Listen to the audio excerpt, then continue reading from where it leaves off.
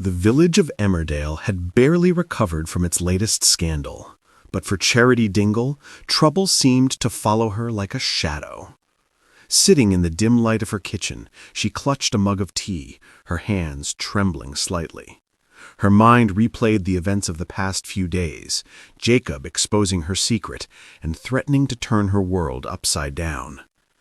It had all started innocently enough, or at least as innocently as anything involving Charity could start.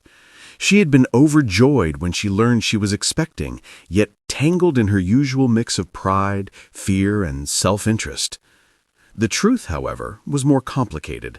The baby wasn't entirely hers, or at least not in the way everyone in the village believed, and Jacob, ever watchful, had found out. Charity's phone buzzed. She ignored it, knowing it would be another reminder of the lie slowly unraveling. Her reflection in the kitchen window looked back at her, haggard, guilty, but defiant.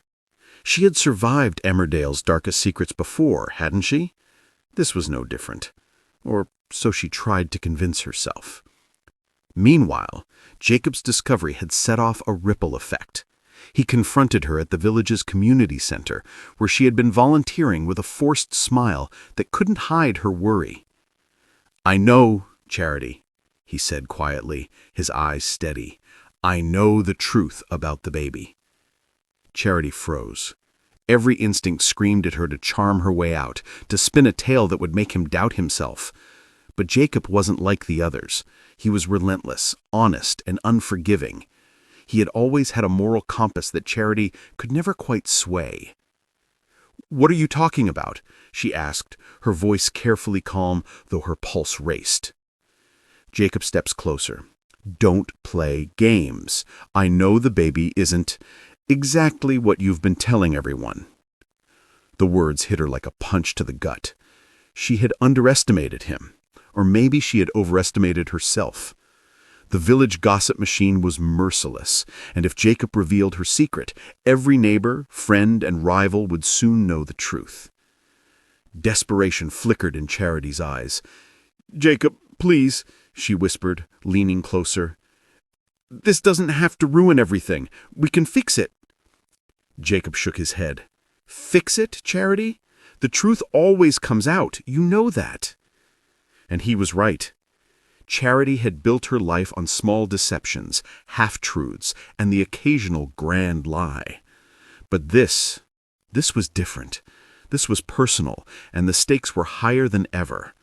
The thought of losing her reputation, her friends' trust, and perhaps even the love of her life sent a shiver down her spine.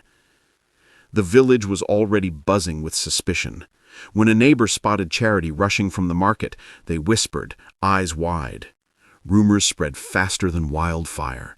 And while Charity tried to keep her composure, she knew that every smile, every casual conversation, every friendly nod was under scrutiny.